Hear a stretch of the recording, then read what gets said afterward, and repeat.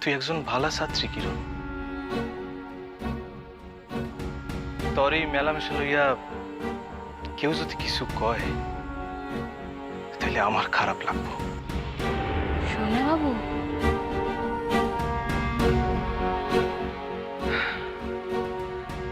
আমার মনে হইল তোরে কওয়া দরকার, তাই কইলাম।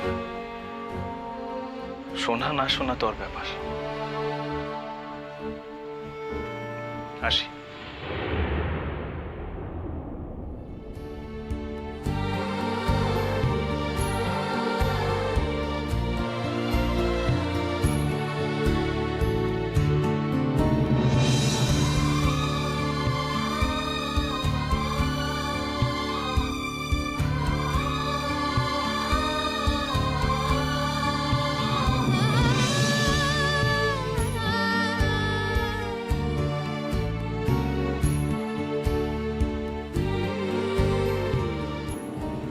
কিরণমালা,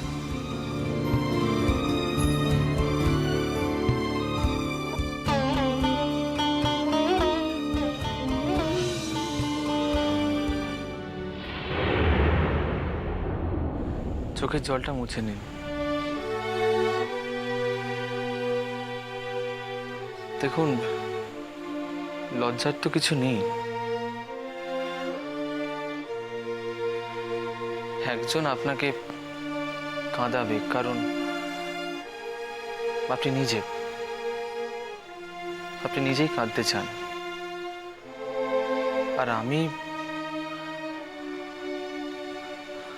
আমি সবসময় আপনার চোখের জল মোছানোর ব্যবস্থা করব, অন্তত চেষ্টাটুকু করব, জানেন।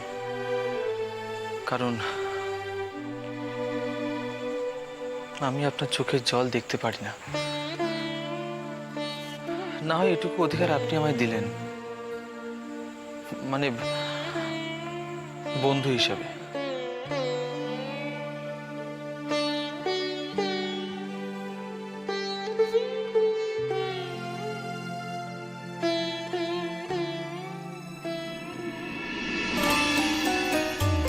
কেয়া পাতার নৌকো ভাসে টলমল টলমল করে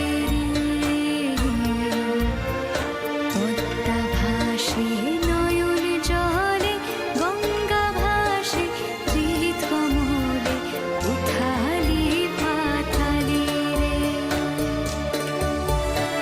দুই নয়নে আড়ি হইলে কেমনে প্রাণ বাঁচে রে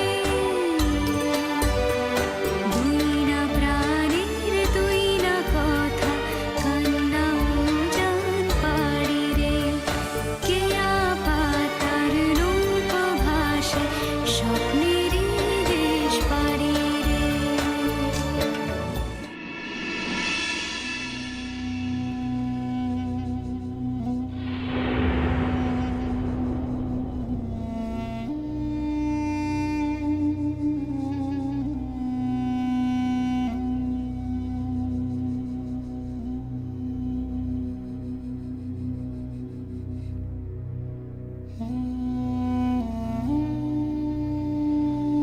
সোনা,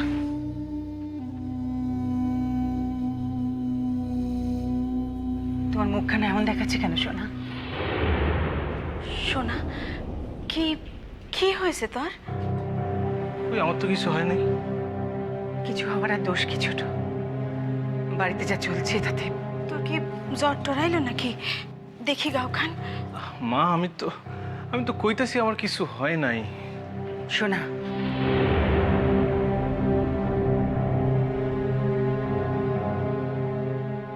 সোনা, তোমাকে আমার একটা জরুরি কথা বলার আছে। তোমাকে কথাটা বলতে না পারলে আমি বাড়ির পুরুষ মানুষদেরকেও তো বলতে পারছি না। কি এমন কথা জ্যাঠাইমা যা আপনি?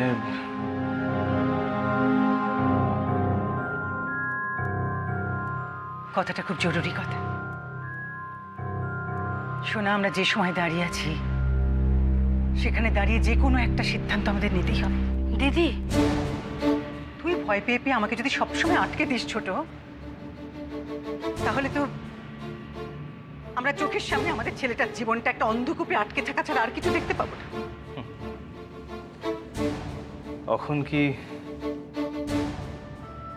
অন্য কিছু দেখতেছেন? শোনা, আমি সবসময় নিজেই মরমে মরে আছি। তুমি আর আমি জানি আমি তোমার জীবনটাকে নষ্ট করেছি শোনা, আর তাই আমি তোমার জীবনটাকে আবার গুছিয়ে দিতে চাই।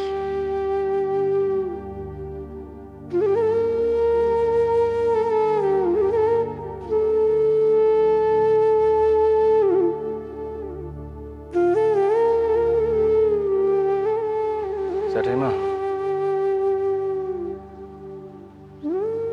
4 বছর আগে যে স্বপ্নটা আমি নিজের হাতে কবর দিছি, আজ তারে হাজার খুঁড়লেও আর ফিরে পাওয়ার কোনো উপায় নাই। আমি বলছি আছে শোনা, উপায় আছে। দিদি, আপনি কি ভাবতেছেন ময়না তার সমস্ত অধিকার ছাইড়া দিব? আমার পোলাটারে না জানি আরো কোন বড় বিপদের মধ্যে ফেলিব। তুই আমার উপর একটু ভরসা রাখতো ছোট, আমি যা বলছি ভেবে বলছি। শোনা, আমি শুধু তোমার মতটা জানতে চাই। আমি চাই ময়নাকে ডিভোর্স দিয়ে যত তাড়াতাড়ি সম্ভব কিরণকে, যে বাড়ির বউ হতেই জন্মেছে, তাকে ঘরে তুলতে। জ্যাঠাইমা, দেখেন, ময়নার হাত থেকে পরিত্রাণ পাইলে হয়তো আমার বাকি জীবনখান একটু সুস্থভাবে কাটতে পারে, কিন্তু তার লগে কিরণের এই বাসায় আসনের তো কোনো সম্পর্ক নেই। এ কথা কেন কইলে শোনা? শোনা, আজ মন খুলে কথা বলার দিন। আজ তুমি কোনো কথা বলতে আমাদের কাছে সংকোচ করো না। আপনারা হয়তো জানেন না জ্যাঠাইমা, কিরণ শুধাই এই বাসার বউ হওয়ার লিগা জন্মায় নাই। কিরণ এ বাড়ির বউ হওয়ার জন্য জন্মায়নি। না মানে খান তো স্পষ্ট হইল না শোনা। মা,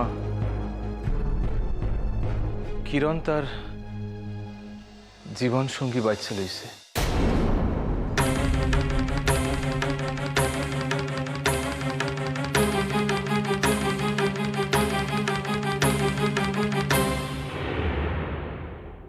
অসম্ভব, অনেক ভুল বুঝছি মাইয়াটারে শোনা। আর না, কিছুতেই না। যে মাইয়া চৌধুরী বাড়ির দলিল খান বুকে কইরা আগলাইয়া এইখান অব্দি আইতে পারে, সে ছাড়া এই বাসার বউ হওয়ার যোগ্যতা আর কারো নাই। মা, যোগ্যতা আর নূতন করে জীবন গঠনের ইচ্ছা, এই দুইটার ভিতর তো কোনো সংঘর্ষ নাই মা।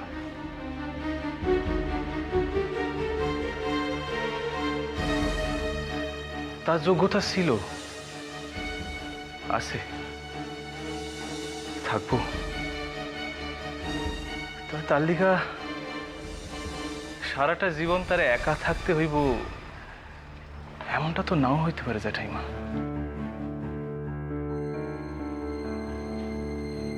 শোনা, কিরণের মতন মেয়েরা এক জীবনে দুজন পুরুষ মানুষকে কিছুতেই স্বামী বলে গ্রহণ করতে পারে না। এ কথা যদি কিরণ না আমার সামনে দাঁড়িয়ে নিজের মুখেও বলে, আমি বিশ্বাস করি না। শোনা, শোনা, কিরণ তোরে নিজে মুখে কইছে কথা?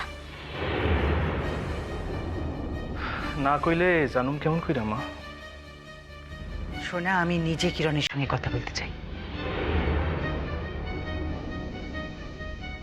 দয়া করেন জ্যাঠাইমা, দয়া করেন।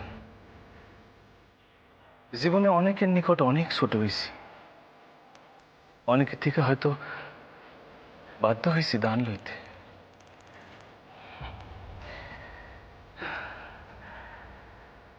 কিন্তু জ্যাঠাইমা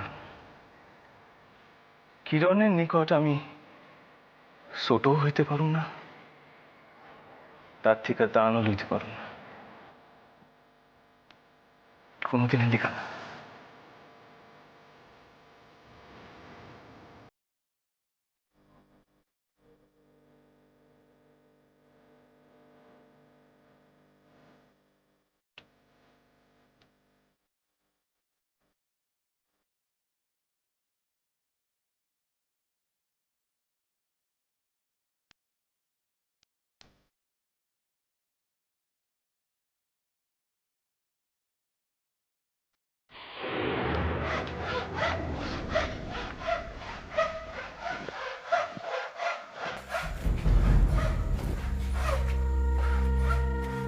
আচ্ছা কাবুল ভাই, আপনাকে আমি কত করে বললাম আর এগোবেন না, আপনি কথাই শুনলেন না।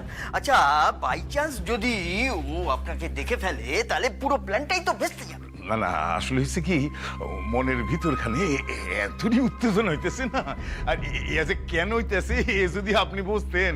ভাই চা দাও দেখি দুখান, ভালো দিবা। কেন? আমি তো বুঝতেই চাইছি। সে আছে মেলা ঘটনা। আচ্ছা কাবুল ভাই, আপনি যখন আমার সঙ্গে কাজে নেমেছেন তখন কিন্তু আপনার উচিত আমাকে সবকিছু খুলে বলা। শুনবেন কথা খান? বলুন না, আমি তো শুনতেই চাইছি। এই মায়া মানুষ আমার বিবি আছিল। কি? অমন সুন্দরী একজন লেখাপড়া জানা মেয়ের সাথে আপনার শাদী হয়েছিল? হয়েছিল, তারে আমি তালাক দিছি। কেন? চরিত্রের দোষ। আমাকে বাংলাদেশে না ঘরে ঘরে ব্যাপক মাইন, সেই মাইন এই মায়ারে বিষ কন্যা ভাবে। আর হ্যার কলঙ্কের যা ঘটনা, হ্যাঁ যদি আমাকে দেশে আপনি কোনোদিন যাইতেন তাইলে বুঝতেন। ও, এই জন্যেই মেয়েটা হোটেলে ইন্টারভিউ দেওয়ার নাম শুনেও চমকায়নি। আমার ধারণা ও রাজি হয়ে যাবে। তাইলে কই কই কি আপনি তাইলে আউগান, আমি আছি এই কাছাকাছি আছি, বাস স্ট্যান্ড তো প্রায় পড়লো প্রায়। আমি যাই, আপনি যান, আপনি যান, আপনি যান।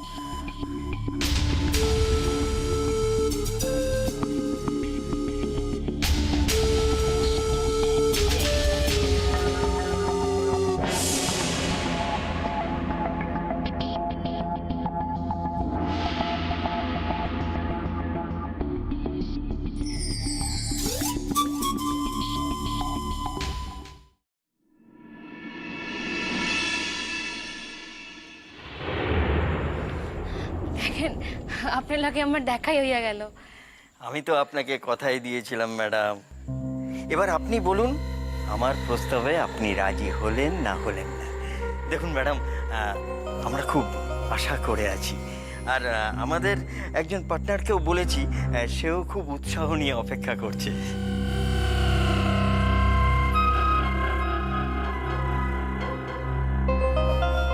আমি রাজি, আমি দিমু ইন্টারভিউ।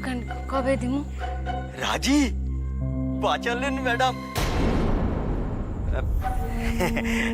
বাঁচালে বোন। বাঁচালাম? হ্যাঁ মানে আপনার মতো শিক্ষিত ছেলেমেয়েরা যদি আমাদের পাশে এসে দাঁড়ায় তাহলে ব্যবসাটা বাঁচে আর কি। তা কবে যামু আমার এখন? এই শনিবার বিকেল 5টায়। এই কার্ডে হোটেলের নাম আর অ্যাড্রেসটা আছে। ধন্যবাদ। আমার আমি আমি ঠিক সময় পৌঁছে যাবো। হ্যাঁ মানে আপনি যদি বলেন তাহলে আমি নিজে আপনাকে নিয়ে আসতে পারি। না না, তার তার কোনো প্রয়োজন হইব না, আমি একাই পারুম। না বলছিলাম যে বাড়িতে না বোন, বাড়িতে একটু বলে আসবে যে ফিরতে একটু রাত হতে পারে। মানে আমরা অবশ্য গাড়ি করে পৌঁছে দেওয়ার ব্যবস্থা করব। মানে তোমার এই দাদা নিজে হোটেলের সামনে অপেক্ষা করবে।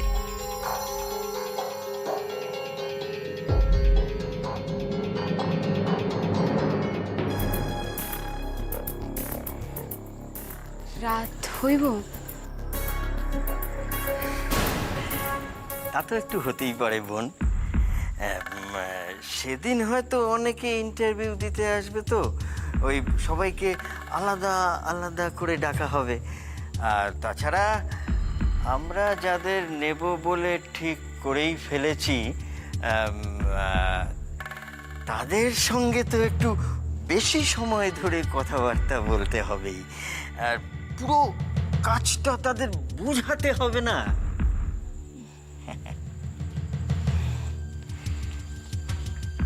ও আচ্ছা আচ্ছা, ঠিক আছে, আমার কোনো অসুবিধা হইব না। শোনে না, আমারে এখন আগাইতে হইব। আমি আসলে আপনার নিকট হইতে খবরখান নিমু দেখেই আসছিলাম। এসো বোন, শোনো, বলছিলাম তুমি তো এখন আমাদের কোম্পানির একজন হতেই যাচ্ছ, সেই জন্য আর আপনি আগেতে আর তোমাকে ফেলে রাখবো না। আচ্ছা আচ্ছা, আসি।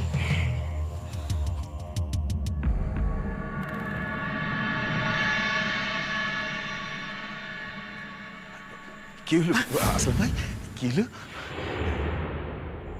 শনিবার হোটেলে ইন্টারভিউ দিতে যাবে বলেছে। হ্যাঁ যাবো কইছে, যাইবো কইছে। খবরদার সেদিন যেন হোটেলের ত্রিসীমানায় আপনাকে না দেখি, তাহলে কিন্তু পুরো ব্যাপারটা সর্বনাশ হয়ে যাবে। না না, এই জায়গায় আমি যাবো না, তাই কাছাকাছি থাকুম যাতে খবর খান পাইতে পারি। তাইলে মিয়া টেহার ব্যবস্থাটা যদি করেন। কাল সন্ধ্যাবেলা আপনার বাড়িতে গিয়ে আমি টাকা দিয়ে আসবো। তাইলে তো কোনো কথা নাই। ঠিক আছে, ঠিক আছে, ঠিক আছে।